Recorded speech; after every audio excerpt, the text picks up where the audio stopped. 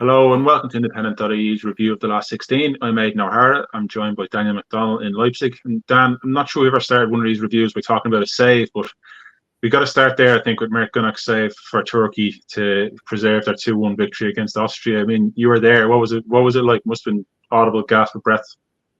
That was extraordinary. Yeah, it was right down my end of the pitch as well. So, I mean, that was the end where I suppose all the action happened. Apart from the second goal, you had that sort of that opening set piece in the first minute where Austria lost their minds. But like that's where the Turkey fans were.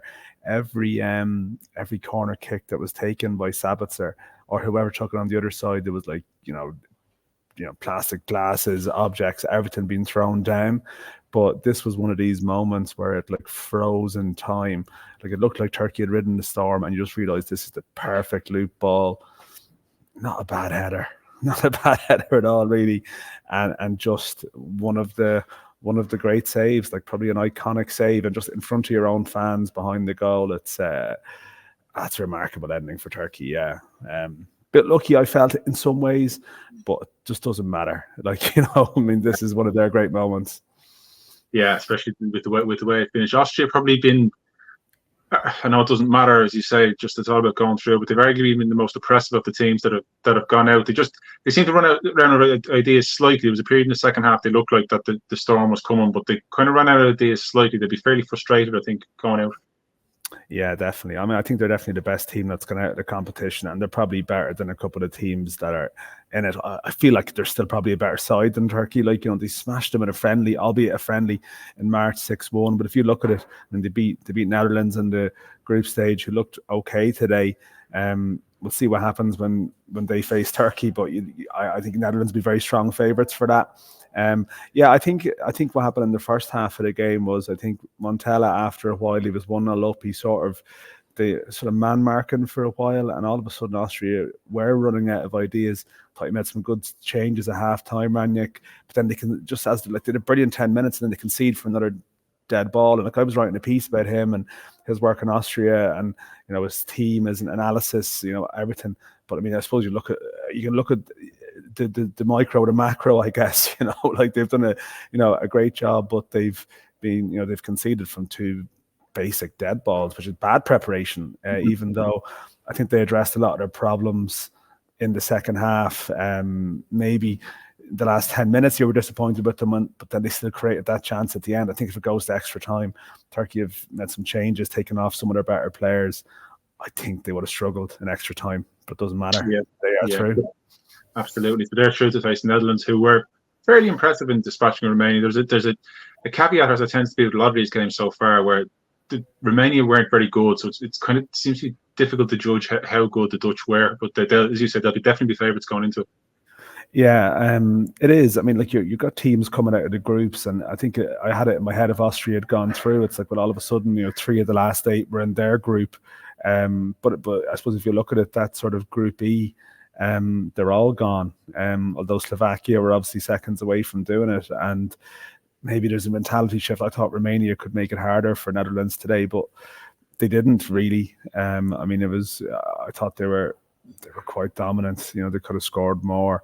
And they're a strange one. I mean, I suppose Portugal in 2016, like teams sometimes grow into the competition. You still feel like the chemistry there maybe isn't right in some departments, but they probably, they have time now. I still fancy them to win their quarterfinal, and then you're in a semi, and then you still look around their squad. It's like, well, actually, they have some quite big game players here. So, when you consider their campaign through an Irish eyes, started off by getting hammered by France in that, in the regular qualifying group, and Ronald Koeman coming back, all the questions around him.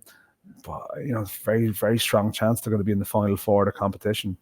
Yeah, the other 6 teams remaining, like it kind of divides evenly into ones that have been impressive so far and ones that haven't. I mean, we'll probably start with the ones that haven't been overly impressive. It's France, Portugal, and England, of course. They've grown into the competition. They're still there, but all kind of logic would expect there has to be some improvement if they are any of those 3 are to go on and win it. Yeah, I guess Portugal have maybe grown out of it a little bit. I mean, they started off like a team that they looked like. I mean, they were legitimate sort of second, third favourites and a lot of people's fancies. And I was at their game last night. I mean, just the drama of the all-encompassing drama. I've referenced it in other videos, the daily videos. It just becomes the Ronaldo show. You just can't get away from the Ronaldo show. But it is also a valid football piece of analysis that, again, he's played all these minutes. He's played 120 minutes in a game where he was visibly frustrated / grieving for periods of it last night.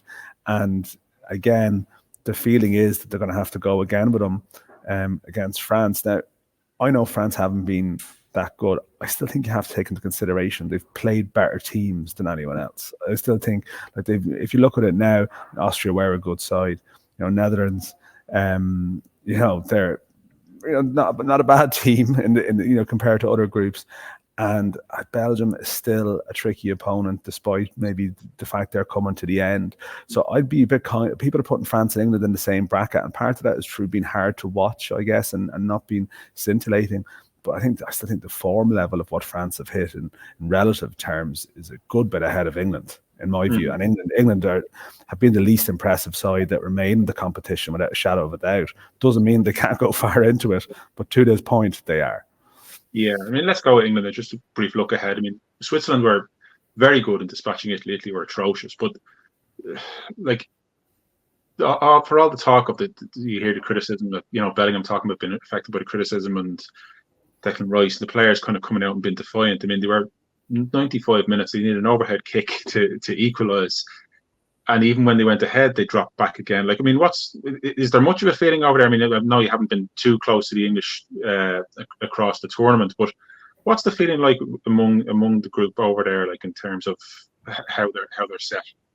I honestly think 2 games in, people just assume they will improve, and I really think the third and the fourth game, as I said, I haven't been around the camp since they've beaten, since they've got that turnaround. And I know, listen, we'd all do it in the media, covering our respective countries. You pin this moment as this is the turning point.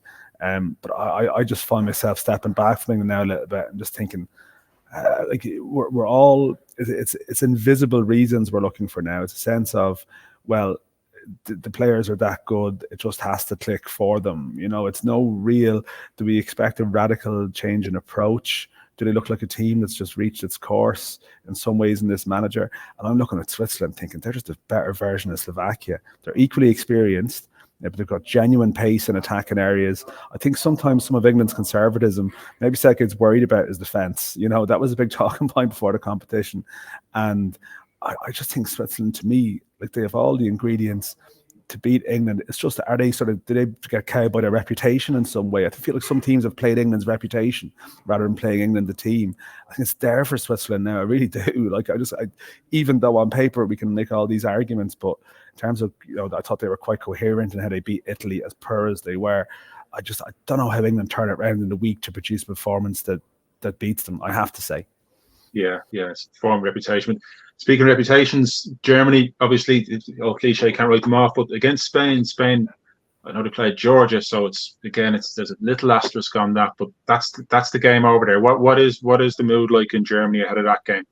Yeah, I'm probably looking forward to sampling it a bit ahead of the game on Friday. I'm going to the game against Spain. I haven't been at a Germany game yet, and I've probably been in parts of the country that haven't been necessarily caught in the day-to-day frenzy. It's not like being in Brazil for a tournament where every news station is full of people wearing Brazil jerseys. It's not that, but it probably does a quiet confidence, just maybe tempered by the fact that they're probably playing the most impressive team in the competition so far. So it's not like they're in that side of the draw where it's opening up for them. It's more a case of you beat them, that's fine, but then you're facing France or Portugal. So there's confidence, there's apprehension, but I am looking forward to maybe being around the German thing a little bit more over the next day or two to get maybe more of a feel for that.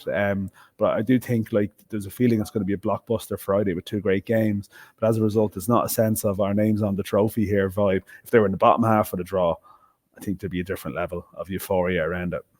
Yeah, very much divided. Dan, thanks so much for your time, and we'll speak to you again soon. Thank you, Aidan.